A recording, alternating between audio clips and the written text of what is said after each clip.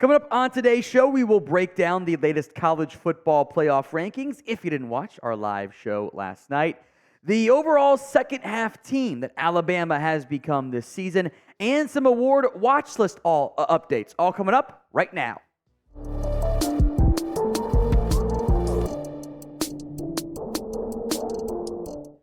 I think every single person here wants Alabama to make the college football playoff, outside of the few dozen Auburn fans who are secretly Bama fans who still watch. Like the video if you want Bama to make it into the college football playoff this season. The second batch of rankings were revealed last night. Of note, Kansas State, North Carolina, Tulane, Iowa, Arizona, Notre Dame, LSU, who just lost to Bama, number 19, Utah, Oklahoma, Kansas, Oklahoma State, Missouri, Tennessee is number 13, Oregon State is number 12, Louisville is number 11, Penn State is number 9, or Penn State's number 10, Ole Miss is 9, then there is Alabama at number 8, as the top 8 actually did not change this week. Bama, Texas, Oregon, Washington, Florida State, Michigan, Georgia, and Ohio State. Now, obviously the 5 undefeated teams at the top, that all makes sense. Oregon at number 6 is something I'm not really buying into at this stage. I think there's a very legit question about whether or not Bama, and kind of by virtue Texas, should be behind the Oregon Ducks at this stage. So let's look more in depth here at the resumes this year. What have they done? Oregon, blowout wins over bad teams like Portland State, Texas Tech, Hawaii, Colorado, Stanford. They had the bye. Narrow loss against Washington, to be fair. Win against Washington State, who is no longer ranked. Utah, California. They have one ranked win. Colorado's not the team we saw at the beginning of the season. Neither is Washington State. So Oregon's got USC, who, if it's the weird quirk of how ranking stuff works. You lose to USC, they're going to be ranked. They win, they won't be. Arizona State is not going to be ranked, and Oregon State will be. So the best path right now for Oregon is to have 2 ranked wins by the time we get to the Pac-12 championship game, which is less than what Alabama already has. Oregon has the number 10 strength of record, the number 63 strength of schedule, the number 32 strength remaining. Those aren't bad numbers, to be clear, but it is not as good as what Alabama has this season. They had the blowout win over Middle Tennessee State University, the loss against Texas, the win against South Florida, ranked win over Ole Miss, which they're a top 10 team right now, and that's going to change when they lose against Georgia, but they'll be a top 15 probably. Their schedule's pretty easy. Mississippi State, A&M, Arkansas beat a top 15 team in Tennessee, beat a top 20 team in LSU.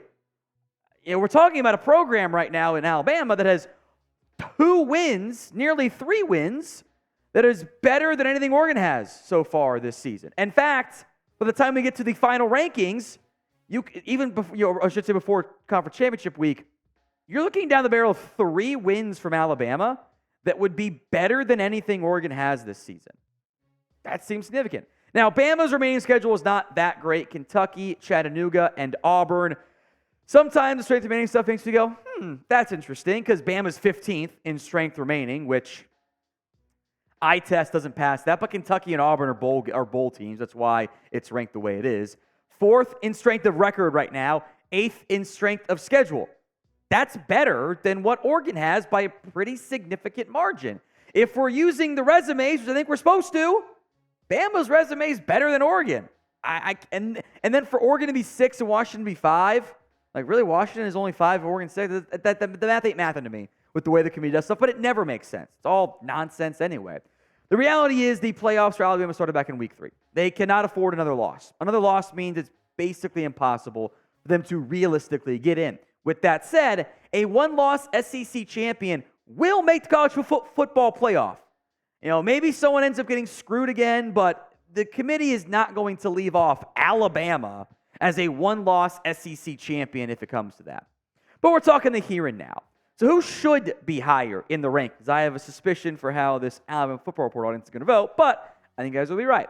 A for Alabama, O for Oregon. It's the pinned comment on today's video. So if the ad comes here on YouTube, take advantage of it. Head down there and let me know. Let's look at now the second half results in terms of the individual games that Bama has done so far this year. they have become a second-half football team. They have outscored opponents 70-28 over the last 5 games. And Kevin Steele has helped make this defense very good and dynamic again. That is a very big deal as we move forward. Less so for Kentucky and Chattanooga and Auburn, but for Georgia. We said this team wasn't a team built to make comebacks. They've actually been built because they've played lights out so far in the second half of games this season. More on this to come, but first, today's show is made possible by Prize Picks. This is the easiest and most exciting way to play daily fantasy sports. You can do it for the NFL, and you can do it for college football as well, though most of those picks aren't available until game time because there's no injury reports in college football, which is really annoying there. My favorite part is not the fact that you're only playing, the numbers, so you don't battle thousands with the people. It's the reboot policy. If a player goes down in the first half with an injury, does not return, player is rebooted. It's basically injury insurance. It allows your picks to stay in play even with the bad luck of an unfortunate injury. They are the only DFS platform that offers that. My NFL picks this week, I don't love it, hence the flex play, which I've got 4 in a row, so maybe this trend will continue. Geno Smith, more than passing yards. Tyler Lockett at 47.5. Love the more than passing yards there. And more than 55.5 Christian Kirk yards. Don't love that one, but I think it's a decent matchup for Kirk and the Jags in the middle of the field. Go to prizepicks.com/CLNS and use code CLNS for a first deposit match up to $100. Link's going to be in the comments and the description of today's show. Again, it's prizepicks.com/CLNS and use code CLNS for the first deposit match up to $100. Now, the defense for Bama has been nails in the second half this season. Even dating back to the South Florida game, they have really stepped up. Here's what Nick Saban has said on the second half adjustments his team has been making so far this season. We all contribute to trying to make adjustments in the game. Kevin's done a really good job. He's in the box, so he has a really good perspective of what we didn't do correctly, what we need to fix, what's not working, what might work better. I think we also do a great job on the sidelines of showing the players the series before. The first series, the second half, was not a good one for us, but we actually played better towards the end of the game for an LSU game. But I think we need to have a little more consistency. The drive right before the half was not great. The second half was not great, but I thought we played really, really well after that. Some might say Bama finally played a full 4 quarters. I think the offense did. The defense did not. Now, I do think that's at least partially because that's LSU. They have a great offense and a bad defense. So your offense played great. Your defense had some ups and downs.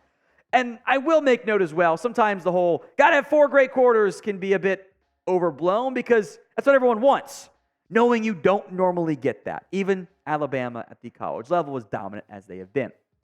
If you haven't already, please hit that sub button right now. We are 300 subs away from 10.5K subscribers. So if you haven't already, join us for more free Alabama football videos. Let's look at the defense over the last 5 games here by half. The first half, they're averaging 14 points allowed. It's not that bad. But 5.6 in the second half is unbelievable. 28 points total. Average yards drop by from 210.4 to 137. Third down percentage drops by about 10%. The sacks have doubled, and the takeaways go from 0 to 4.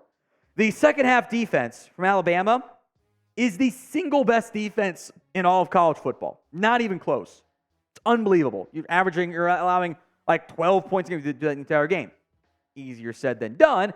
Defense overall has still been great, but the second half performance has carried the Crimson Tide so far.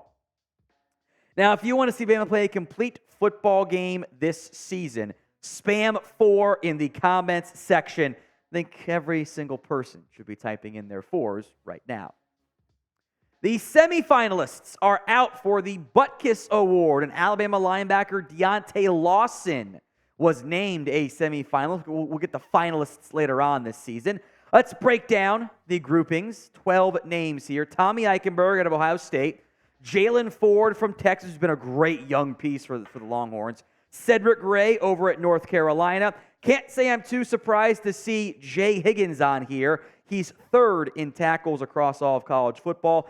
Tyrone Hopper from Missouri. Curtis Jacobs for Penn State. And I'll make a little rant here as we get to the second slide of names here, led by Deonte Lawson from Alabama. The Butkus Award does not have the nation's leader in tackles or tackles for loss. That is Jason Henderson from Old Dominion. These voters don't watch Old Dominion games they don't know, which is why they should let the analysts and not the beat reporters vote on these, but I digress. Maris Lufaya from Notre Dame, Jeremiah Trotter, I think is the second best Clemson linebacker. Peyton Wilson's actually a really good player at NC State. Nathaniel Watson and the Washington kid whose name I don't have the pronunciation in front of me, so I'm not going to insult him. Lawson's got a chance. Got to stay healthy. The injuries have been kind of in an award battle.